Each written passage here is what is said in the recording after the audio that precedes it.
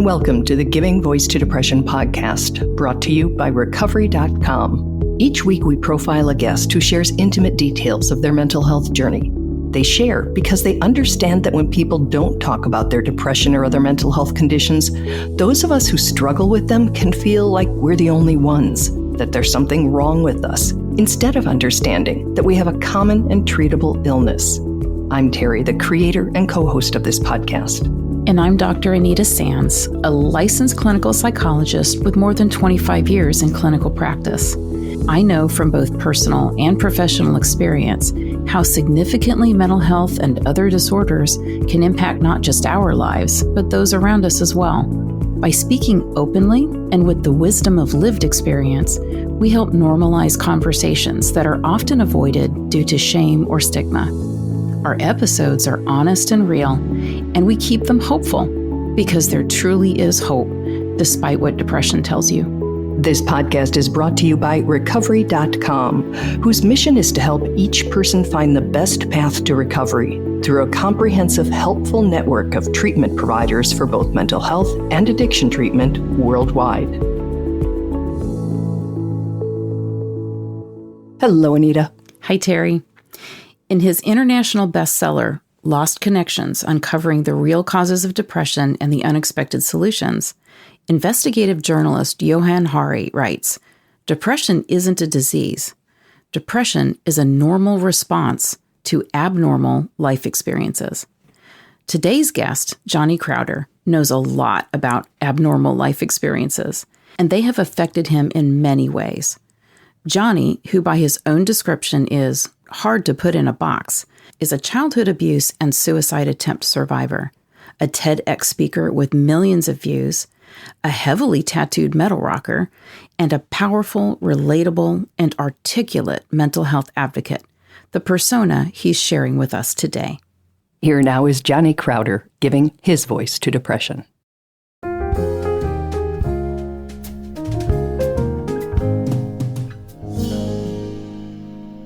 So before we dive in, I just want to check and ask the not so simple question. How are you doing?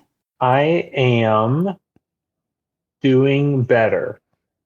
I am healing through one heck of a 2024. What about you? The same, but less, because I saw some of what your 2024 was, and mine wasn't that. Oh, the first 3 quarters of it were mwah. Yeah. Just Q4 got away from me, but I am feeling like the worst of it is behind me, and I am on the mend, and I'm building my hope back, which is a good feeling. How does one get past that? I mean, your home was destroyed by a hurricane, right?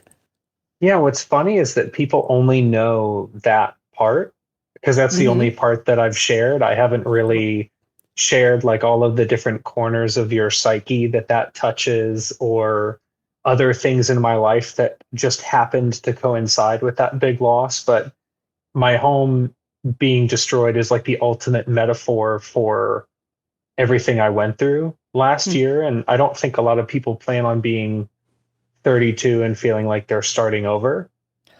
But my friend was like, "You're so lucky," because some people are never forced to do an inventory of everything in their life.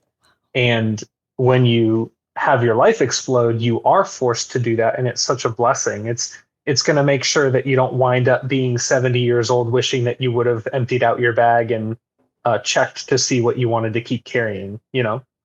Wow. What else happened?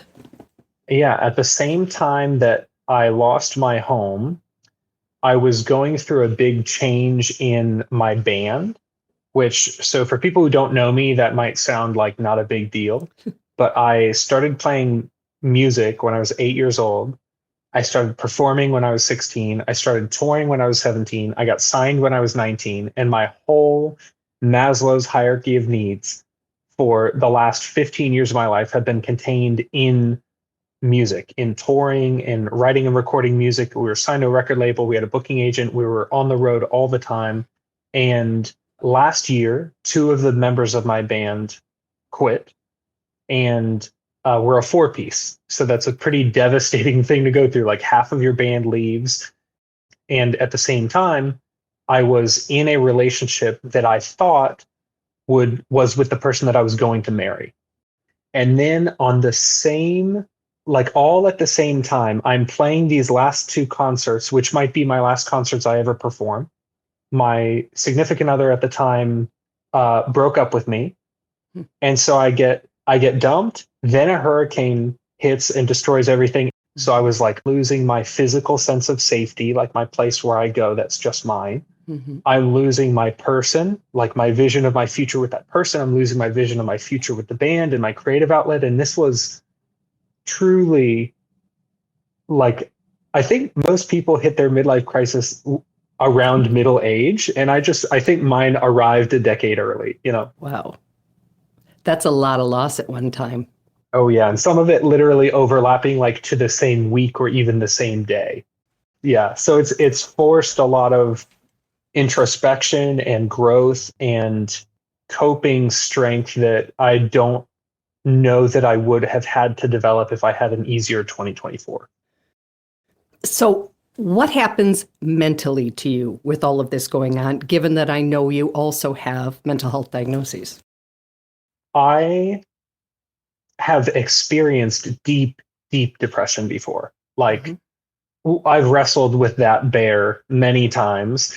And I would say over the past probably 8 years, I have been relatively free from deep, dark, pervasive depression.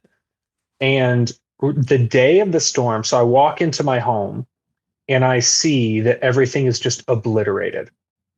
It is absolutely like it's uninhabitable. And I'm like, just how much more can be taken from me? And the next morning, I could feel the depression that I remembered. Mm-hmm. I went to bed that night. I stayed at my mom's apartment. And the next morning, sort of refused to open my eyes because I'm like, if I don't open my eyes, then I can pretend I'm back in my home and everything's just as it was. And then I got up and my mom was like, you have to eat something. So she made some soup for me. I took 1 sip of soup, like 1 spoonful of soup. I start crying. I go back to bed and then it's like noon, right? And I don't sleep till noon. So this is like an anomaly.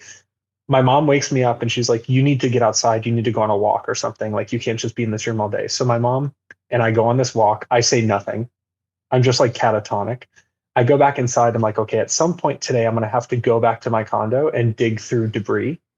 Then I go sit on my bed, on the bed in my mom's office, and then close the blinds and go back to sleep. And it was like this avoidance that I think I really wasn't ready to accept the depression that I knew was knocking at my door. Like I didn't want to answer it. I'm like, oh, if I deal with this, it's not going to be a week. It's not going to be a month. Like I really have to sort of slog my way through this. And you were just certain that's what it was. And there was no avoiding it other than perhaps sleeping and having the blinds drawn. I mean, I've faced enough hardship in my life to where I knew, like, I know what's going to be required of me. And I think the moments where I felt really, really hopeless in my depression over the last few months were when I would go to turn to something that normally would make me feel better. Like I'm a big car person, so I love going to car shows. And I went to a car show and I felt nothing, Terry. It was like this thing that always brings me joy, that always lights up my eyes, and I leave with my spirits lifted because it's a hobby that I'm so passionate about. I go to this car show and I feel nothing and I leave and I'm just like, oh no, like that's not a good sign. So I have worked to not fight the depression this time around because it's sort of like an old foe. Like it comes back and I'm like, oh, hey, Jeff. And he's like, hey, Johnny. And I'm like, all right, we're just going to sort through this together, aren't we? And he's like, yep. So instead of me being like, back, stay away, you can't touch me, I'm just like, we've been through this before. I know we can get through this again. And I feel that all of my denial in the last, it's been almost 3 months. It's like 2.5, 3 months. All of my denial has just been an effort to avoid the depression, not necessarily the circumstance, but the depression associated with the circumstance. Like I never really wanted to look right at it.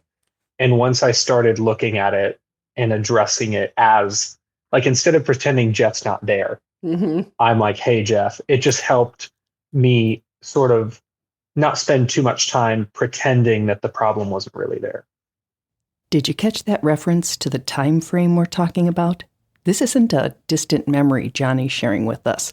We recorded about 2.5 months or 10 weeks after all this went down. And already he had processed it in such a philosophical way that, I don't know about you, but I seldom do, probably in general, and certainly not fast. Terry, if you asked me in September about my life, I would say my life has never been better. It has taken 32 years to build my career, my love life, my personal life, my health, my home into exactly like if you Groundhog Dayed my September for the rest of my life, I would have been completely content. So to lose everything that I cared about so swiftly made me think, oh no, what if I can't build it back? Absolutely. Okay, so your depression is there. What has your experience of it been these last 3 months? Are you able to keep enough distance between you and it that you know your life is worth living and the things that it can convince us of?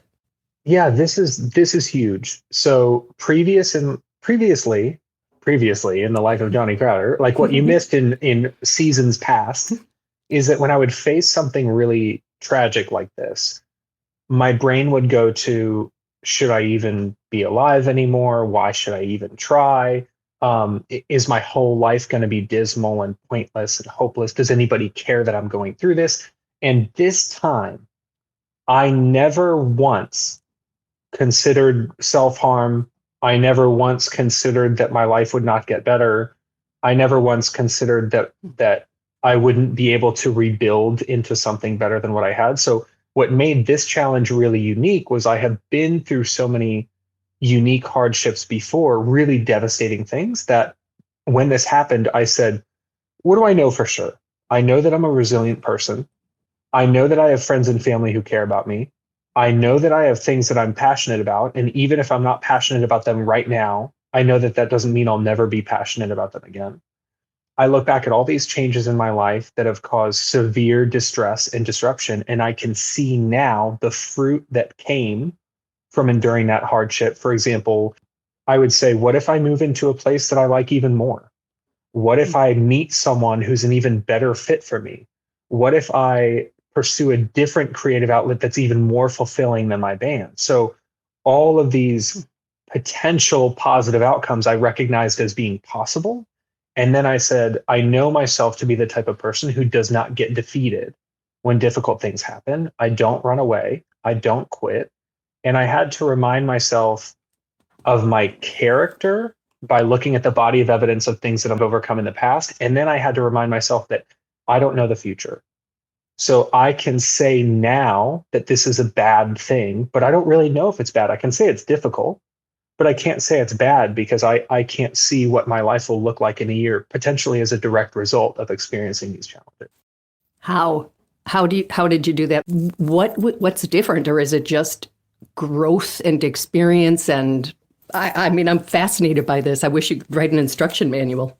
Man, so first of all, I'm working on a talk and potentially a book about like what to do when your life explodes. I've already written like a ton about this. Writing is a great creative outlet for me. It's a good coping mechanism. So I've written pages and pages about what I've gone through. It's really helped me process it. But I will tell people a cheat, like a workaround. Mm-hmm. So in my life, I have people who I know will tell me the truth if I ask them directly for the truth. Mm-hmm. Not the make me feel better truth, but like what's actually true. So what I did when all of this exploded is I asked my sister, can you think of anything this hard that I've been through that you've seen me overcome? So I was just as devastated in that moment. And my pain was like right now, when I was talking to her in that moment, I was like, I've never experienced pain like this. This is how I feel. Mm-hmm. But from the third party perspective, I'm sure that you've seen me experience pain like this before in other situations because you've known me for a long time. So can you think of any time in my life where I have experienced this level of pain and survived it? And I thought she was going to say no. I thought she was going to be like, this is the worst I've ever seen you. And she said, oh, yeah. And I was like, what? What are you talking about? Name a couple. And she rattled off a list of like all of these big challenges that I faced. And one of them that she mentioned was my first band breaking up after 8 years. Mm-hmm. And this was my entire identity at the time. Like I was the singer of Dark Sermon. That was like that was who I thought of myself as. That was my own self-image, was like being attached to my work. And that band breaking up devastated me for a year. Like I gained a bunch of weight. I stopped seeing my friends. I totally socially shut down. I was supremely unmotivated. I was convinced that I would never have like utility in human. Yes. Like in the human world, I was like, what am I even for if I can't do the one thing I'm good at? And I was like, holy crap, that's so encouraging because I never think about that in my daily life now. In fact, just the previous week before I asked her that, I had listened to one of our old records just because one of our old songs popped into my head. I listened to the record. I'm like, man, this is good. I didn't feel sad. I didn't feel like, I didn't mourn it. I didn't wish that I could have the band back. None of that. And I was like, wow, time heals just by virtue of you being further from the pain. So all of this to say, if you're going through something right now, and you're listening to this and you're like, I have no idea how to frame this. This feels bigger than anything I've ever faced. Ask a friend or family member that has known you for a long time. Can you tell me about a time that you've seen me really struggle with something? And then eventually I didn't struggle quite so much with it. And they will tell you, and you'll think, wow, I can't believe that I was this devastated as I feel now back then, because in my daily life, I really don't think about that battle anymore. Don't even think about it. That's wild. That's a great hack.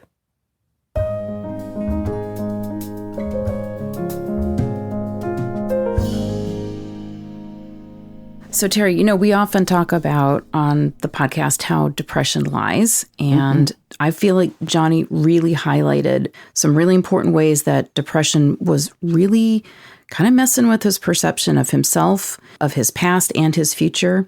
And we know that depression distorts our perceptions of all of those things. You can't remember the good times. You feel like time is just dragging, that your feelings are never going to end. It's not only going to not get better, it's going to get worse. And even things that used to give you some joy, Johnny really talked about with decreased dopamine, you can't even feel the good in the good anymore. Yep. And so his hack of asking someone who knows you to remind you of times that were just as challenging and the ways that you survived, just even reminding you that, hey, you did survive that, can really break up, that distortion of depression. And I think that is such an amazing thing if you can remember to ask for that when you're in that space. But if you are, again, sort of that person, that caregiver or that loved one, if you can remember that how helpful that could be to remind a person, listen, you've gotten through so much before, including really bad times like this, and you're going to get through this one. That's so powerful. And it seems so much more genuine and more likely to be received than, I keep seeing the meme that says, like, you've gotten through 100% of your hard days. And every time I see it, my eyes automatically roll back in my head because it's like, well, it doesn't mean I want more.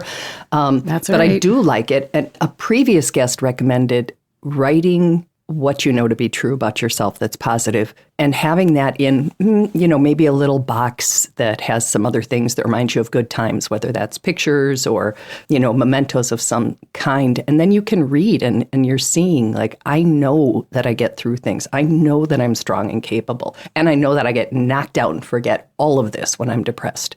And so even if you don't have somebody to ask, you can do it for yourself, which I think is an interesting option. I think that's a great option. And when I think about it, I think about creating like that break glass in case of an emergency box. Yes. Yeah. So you could have that as a file on your phone or your computer, or you can actually create that box. And in just like the fire extinguisher, it's like, get into that box, get into that writing that you have done where you can remind yourself of things that you've overcome.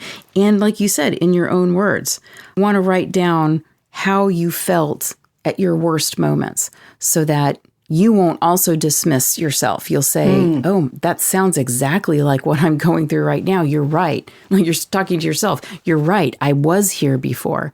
I did feel this hopeless before, and I'm here now. So I did survive that, and I can probably survive this again. You can write really positive, inspirational messages to your future self who might be struggling once you get out of that struggling place. So it's like your past you could be helping your future you. I love that. One other thing I liked is, well, his awareness, to put it mildly, of himself and what's going on. And he said, you know, when he heard depression knocking at the door, he wasn't ready to accept that. And he said he had faced enough hardship in his life that he knew what was going to be required of him. And that's such higher level language than I tend to use related to my depression. And it does require so much from us. And I totally understand not being willing or perhaps even able to answer that door. And to hear it knocking maybe before it's knocking you out might be that window of opportunity, which it was for him, to tap into some of the tools, including the one we were just discussing, that might help you not open the door or not open it so much or not let him unpack.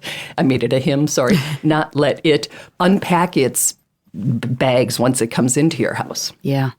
Yeah. The timing is really important, and how when you're in the midst of a depressive episode, you can expect yourself to be able to, you know, time that correctly and catch it correctly and ask for the help correctly. Again, it's just so important to practice as much self-compassion as depression will even allow you to muster in those times, so that, you know, you acknowledge you're doing the absolute best that you can. But yeah, if you can, as we keep saying, if you can get it as early as you possibly can, if you can intervene as early as you possibly can, it makes it easier. Which is true with any other thing, right? Right. When you are getting a migraine, when you're realizing your back might be about to go out, you know, all of those times we have to say, whoa, I need to lay down, get flat on the ground. I need to, I don't know what people do to ward off a migraine, but do those things. You have to do those things. And we have that's kind of the only time we have any power, over it, because, before we don't know it's coming. And then once it's all the way there, we have fewer options. Yeah. So with this episode, because if you're like us, you're probably going to want to learn and hear more from Johnny, we are going to link to his TED Talks, his website, johnnycrowder.com, as well as information about Cope Notes, which is a science-based text message tool that might help you with your depression, anxiety, and other things, where you randomly, at different times each day, get a message that is validating. And it's science-based. It's supposed to interrupt any negative thoughts you might be having. There is a fee for it, and we're not selling anything, but there is a 7-day free trial, so you might want to just see if that is something that might be effective for you. And so please, if you liked this episode, please tune in next week. We're going to listen to Johnny talk again about how depression made him not even want to fight. And he's got some really, really good insights to share. Thank you, Johnny, and thank you, Anita.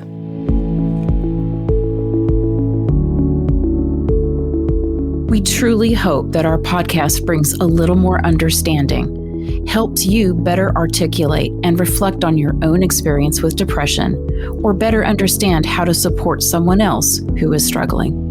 If this episode has been of comfort or value to you, know that there are hundreds of others like it in our archive, which you can easily find at our website, givingvoicetodepression.com. And remember, if you're struggling, speak up, even if it's hard. If someone else is struggling, take the time to listen